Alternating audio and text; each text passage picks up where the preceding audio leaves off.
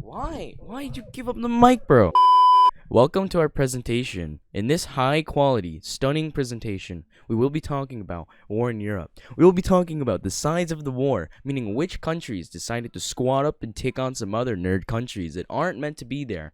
We'll talk about the causes of the war, the industrialization after the war started, and what the heck that even means. We're going to be talking about the technology designed and created during the war, which was meant for pure destruction, and different fighting/war strategies that countries use to their advantage. Let us proceed to the mostest, epicest partist of the video, the informationist.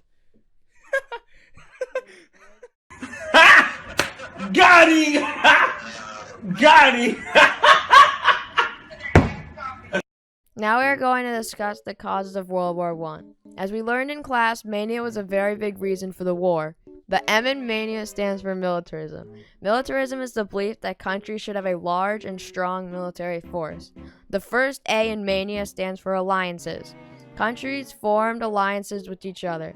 So if one country got into a war with another, then the countries that allied with would declare war on the country that declared first. This happens vice versa with the country on the other side. This keeps going until many countries are involved in a singular war.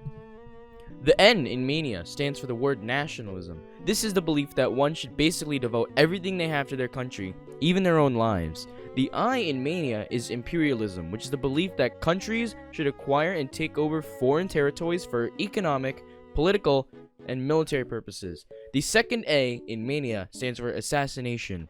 Archduke Ferdinand was assassinated, who is among royal blood in the country of Austria-Hungary. This assassination was the spark that caused Austria-Hungary to declare war on Serbia, and thus the start of World War I. Got him! Got him! First, we will be talking about the three different sides of World War I. The four countries that made up the Central Powers were Austria-Hungary, Germany, Ottoman Empire, and Bulgaria. On the other side, there were the Allies. The Allies were made up of the USA, UK, Russia, Italy, Portugal, Serbia, Montenegro, Greece, Romania, Belgium, India, China, Australia, Japan, Canada, and Siam. Probably more.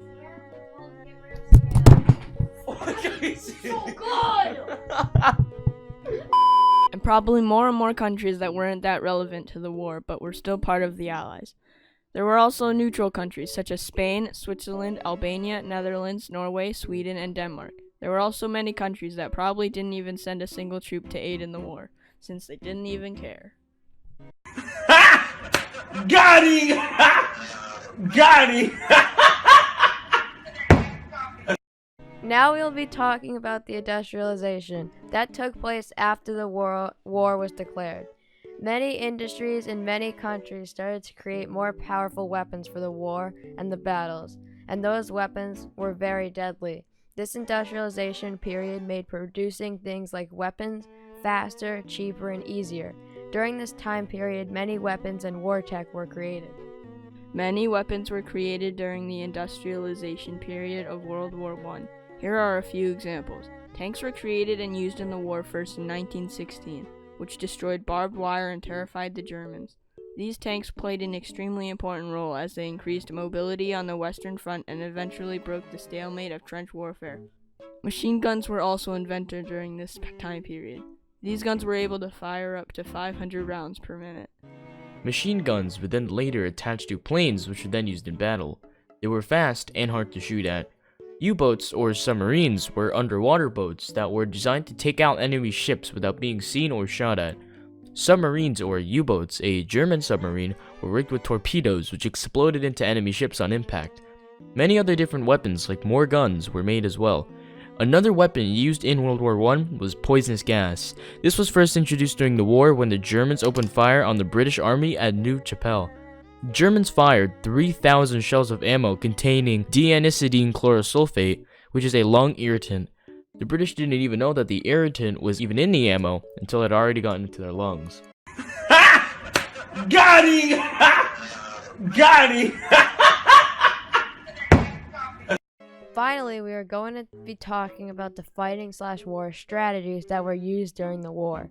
These things included the Eastern and Western fronts in Europe. The Western Front was located at the top of France along the border of Germany. Meanwhile, the Eastern Front was located along the border of Germany and Russia. These two fronts were the areas where troops were the closest to the enemy and could open fire on them. In these two fronts, there were also things called trenches. Trenches were basically just long, narrow ditches. However, they served a great purpose during the war. These trenches protected many soldiers from gunfire that was shot by the enemy. German trenches ran parallel to Allied ones. However, it is not uncommon to see other trenches parallel to each other. The land between these two trenches was called no man's land. No man's land was a stretch of land between two trenches, which could be as long as up to a whole mile long. It was called no man's land because it was between two trenches, and the land that was in between the two trenches was unoccupied until one country is able to secure the land and push the enemy troops back. However, some battles in trenches to take over the no man's land could take a long time.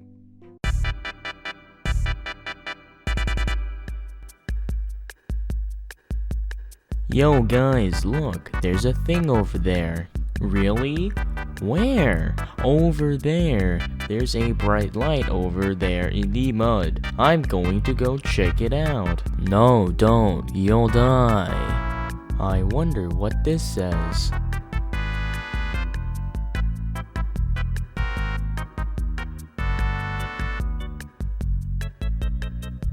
Haha, that is very funny of Pew.